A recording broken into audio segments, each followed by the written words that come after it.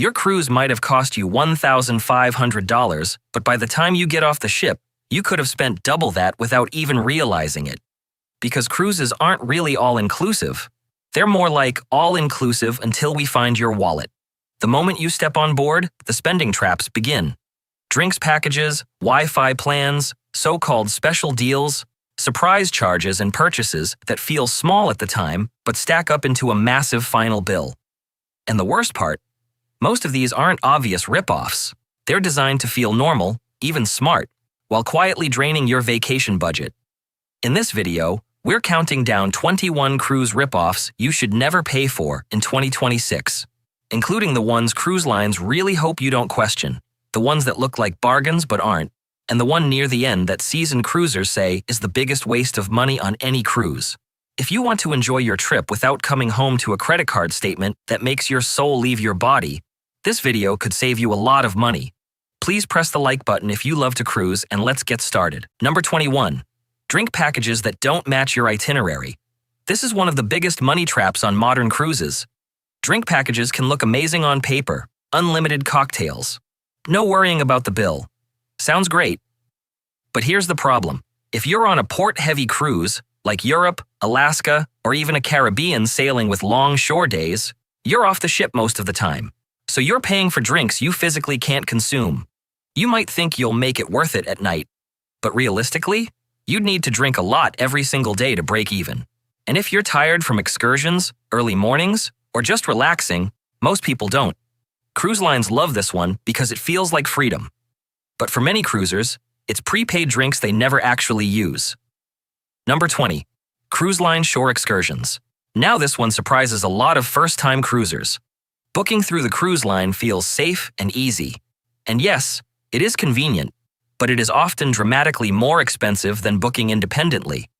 In some ports, the exact same tour, same bus, same guide, same destination, can cost 20 to 40% less outside the cruise line system. You're paying a premium for the convenience. Now sometimes that's worth it, but on a 7-day cruise with multiple ports, that difference can mean hundreds of dollars extra per person. And once you realize it, you can't unsee it. Number 19. Cruise ship Wi-Fi packages. Wi-Fi has improved, that's true. Starlink has made it faster and more reliable. But the prices? They've climbed right along with it. Per-device charges, daily rates, premium streaming tiers, and if you're a family, suddenly you're paying internet prices that rival your home bill for a single week. And here's what cruise lines know. Most people feel like they can't disconnect anymore. So they price it high because they know we'll still buy it. If you can limit devices, share plans, or disconnect for a few days, you'll save a surprising amount. Number 18. Specialty restaurants at full price. Specialty dining used to feel like a must-do, the real food experience on board. But here's what's changed in 2026. Prices have climbed. On many ships, you're now looking at $50, $60, even $75 per person once service charges are added. And if it's a family? That escalates very quickly. Meanwhile, the main dining room and included venues have improved on many cruise lines. More variety, better presentation, even upgraded menus. So the question becomes, are you actually upgrading your experience or just upgrading your bill? Now don't get me wrong, a specialty dinner can be great, but paying full price multiple times during a 7-day cruise? That's where it becomes a quiet budget killer. If you're going to do it, look for first-night discounts, lunch specials, or pre-cruise packages. Paying rack rate on board is where the rip-off happens. Number 17. Private cabanas on ships or private islands. These look amazing in photos. White curtains, private loungers, a little sign with your name on it. It feels exclusive. But here's the reality. Many cabanas now cost hundreds, and on some cruise line private islands, they can run into the thousands. For shade, for chairs, for slightly better service. And here's the part people don't think about. You're rarely in the cabana all day. You swim, you explore, you eat, you walk around, so you're paying a premium for space you're not constantly using. If you're splitting the cost between multiple families and you truly want that private experience, fine. But for most cruisers, this is one of the biggest, looks amazing online purchases that doesn't always deliver equal value. Cruise lines love these because the profit margin is huge.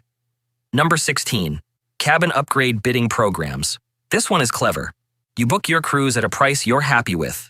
Then, weeks before sailing, you get that email. Bid for an upgrade. And suddenly you're thinking, what if we got a suite? What if we had more space? What if this was our one chance? Here's what cruise lines don't emphasize. You might not win the bid. You might overpay compared to simply upgrading outright. And sometimes, the difference between what you bid and what you receive doesn't feel dramatic enough to justify the cost. Going from an inside to a balcony can make sense, but bidding thousands more to move from a balcony to a junior suite? That's where emotions start driving decisions instead of logic. Cruise lines use psychology here. They know once you're emotionally invested in the cruise, you're more likely to spend extra. Before bidding, always check what the direct upgrade price is. Sometimes it's the same, or even less. Number 15. Spa treatments, especially on sea days. Cruise ship spas are beautiful. Calm music, ocean views, the promise of pure relaxation. But they are almost always significantly more expensive than on land. We're talking 30 to 50% higher in many cases, and that's before the automatic gratuity is added. Then comes the upsell. Halfway through your massage, you're suddenly being told your skin is dehydrated, your muscles need a special serum, or your scalp needs a miracle oil that conveniently costs $89. That $179 treatment can easily become $300 by the time you walk out. Now here's where I'll be fair. If you love spa days and it's part of your vacation ritual, do it. Just book smart. Look for port day discounts, embarkation day deals, or evening specials when most people are at dinner. Full-price sea day treatments? That's where cruise lines quietly make a fortune. Number 14. Cruise ship attractions with per-ride fees. Roller coasters, go-karts, flight simulators, sky rides. They look incredible in marketing photos, but some of these cost $15, $20, even more, for a ride that lasts 2 or 3 minutes. And when you add kids into the mix, suddenly it's $80 for 10 minutes of activity. Now I'll say this, sometimes it becomes a core memory. You try it once and you're glad you did. But repeating it multiple times? That's where the math stops making sense. Cruise ships already include so much entertainment, shows, pools, slides, trivia, live music, that paying premium prices for short attractions is rarely necessary unless you truly love that specific experience. Number 13. Priority boarding programs. This one feels urgent. Board earlier. Skip the lines. Start your vacation sooner. But in reality, the time difference is often small. If you check in early and choose one of the first arrival windows, you're usually boarding shortly after the priority group anyway, especially if you have loyalty status or a suite. Some programs bundle perks that may justify the cost, but paying purely to step on the ship 30 minutes earlier? That's where it starts feeling unnecessary. Cruise lines know embarkation day is exciting. You're pumped. You want to get on board. And that emotional energy makes it easier to say yes to something that may not actually improve your vacation in any meaningful way. Number 12. Cruise line airport transfers. This one feels safe. You land at the airport, you see the cruise line staff, you hop on their bus, and you don't have to think about anything. But you pay for that comfort. Cruise line transfers are often significantly more expensive than an Uber, taxi, or private shuttle, especially if there are 2 or more of you. For a family of 4, the difference can be shocking. And here's the part most people don't realize. You usually wait for the bus to fill. You may stop at multiple terminals. You may stop at multiple hotels. So it's not necessarily faster. The only time this really makes sense is if you're nervous about transportation in an unfamiliar port, or you're traveling solo and the math works out close. Otherwise, this is one of those convenience premiums that cruise lines quietly profit from. Number 11. Medical center visits for minor issues. Now this one can be unavoidable. If it's serious, go. Always go. But for minor issues, the pricing can be shocking. Basic visits can run $150 to $300 just to walk in the door. Add simple medications or treatment and that bill climbs quickly. Cruise ship medical centers operate more like private emergency clinics. They don't work like your regular doctor's office at home. So here's the smart move. Bring a small travel pharmacy kit. Pain relief, seasickness tablets, bandages. blister pads, cold medication, anti-diarrheal medication, basic antibiotic cream. Because the moment you need something small and simple on board, that tiny item suddenly becomes very expensive. This isn't about being cheap, it's about being prepared. Number 10. Bingo and casino promotions. Now this one can get controversial. The casino at least gives you the chance, keyword chance, of winning something. But bingo? Many cruisers say it's one of the biggest guaranteed money drains on board. Ticket packages can be expensive. The energy in the room makes it feel exciting. People are cheering, the host is hyping it up, and suddenly you've spent far more than you planned. With casinos, the free cruise offers are often just heavily discounted sailings that require future gambling to maintain. Now don't get me wrong, if you enjoy it and budget for it, that's part of your vacation fun. But if you're chasing comps or trying to win back money, cruise lines know exactly how to make that strategy work in their favor. And statistically, it doesn't work in yours. Number 9. Jewelry and watch sales events. If you've cruised recently, you've seen them. Massive sale. Last chance. Today only. Tax and duty free. There's often champagne, a crowd, a hype host building urgency. But here's the truth. Many of these items are marked up specifically so they can be discounted. And unless you already know the market price of what you're buying, it's very hard to know if you're actually getting a deal. Some cruisers have later compared prices online and realized they could have paid the same or less at home. Now, if you truly love the piece and you want the memory attached to it, that's fine. But buying because it feels like a rare opportunity? That's where the ripoff happens. High pressure plus limited time language equals emotional spending. Cruise lines know it works. Number 8. Onboard shopping deals and duty-free stores. Duty-free sounds like automatic savings, but duty-free simply means no local tax. It does not mean lowest price. Perfume, alcohol, handbags, electronics. Many times you can find similar or better pricing online or at big retailers at home. And here's something most people don't think about. When you're on vacation, you're in spending mode. You're relaxed. You're happy. You're not price checking every item. That's exactly when impulse buying happens. If you already plan to buy something and you've checked pricing beforehand, fine.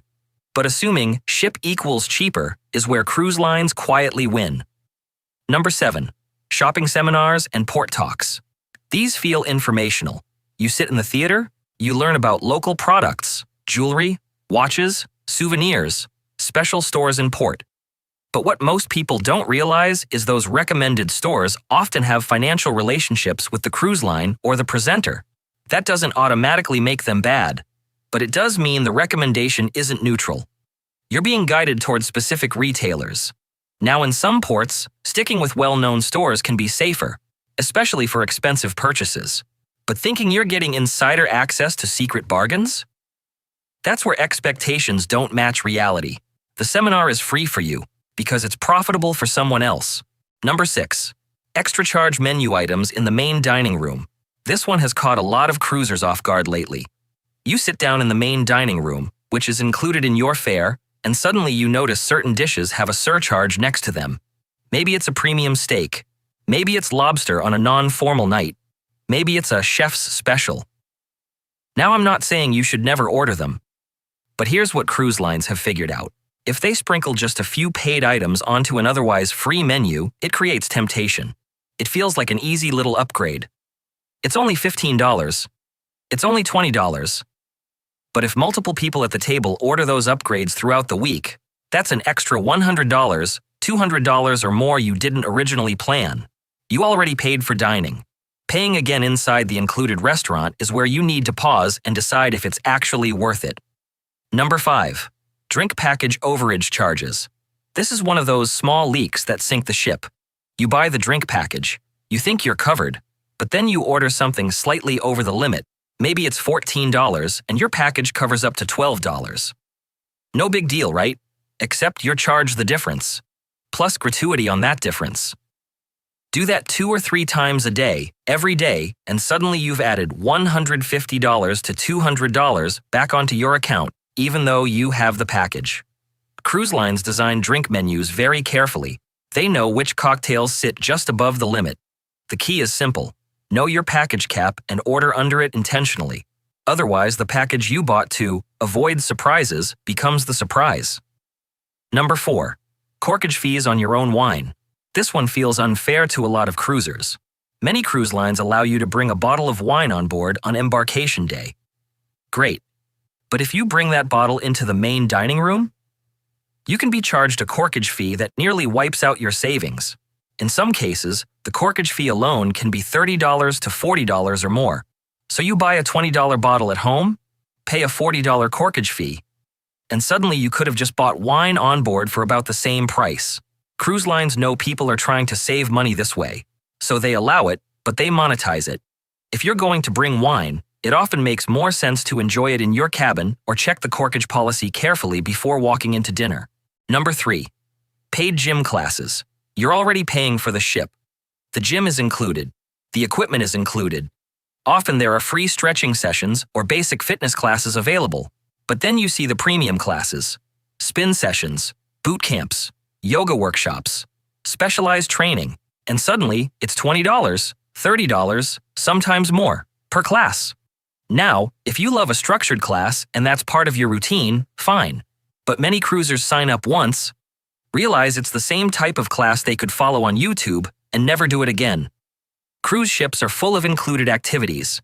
Paying extra to sweat in a room when the ocean is outside? That's where it becomes optional, not essential. Number 2. Bottled water packages. This one sounds harmless. You pre-order a case of water to your cabin so you don't have to think about it. But the markup can be shocking, and once service charges are added, the price climbs even more. Here's what most first-time cruisers don't realize. The water on board is perfectly safe to drink. It's filtered and treated to high standards. You can fill a reusable bottle at the buffet or water stations anytime. You're essentially paying premium prices for plastic convenience. And cruise lines love this because it feels small. It feels responsible. It feels smart. But over a week, especially for families, that small charge adds up quickly. Number 1. Overpriced onboard essentials. This is the ultimate convenience trap. You forget sunscreen. You forget seasickness tablets. You forget pain relief, toothpaste, or aloe vera after that first sunburn. And the ship store knows you forgot it, because once you're at sea, you have no other option. Prices can be double or triple what you'd pay at home, and it doesn't feel like a splurge, it feels necessary, which is exactly why it's such a powerful moneymaker for cruise lines. The smart move? Pack a small emergency kit before you leave home, because once the ship sails, convenience becomes expensive. And that's when cruise lines quietly make some of their easiest profit. If you enjoyed this video, I know you're going to get a lot of value out of the one waiting for you on the end screen. Thanks so much for watching. If you made it all the way to the end, write cruise for you in the comments so I know you're one of the smart cruisers who doesn't fall for these onboard money traps. And as always, happy cruising!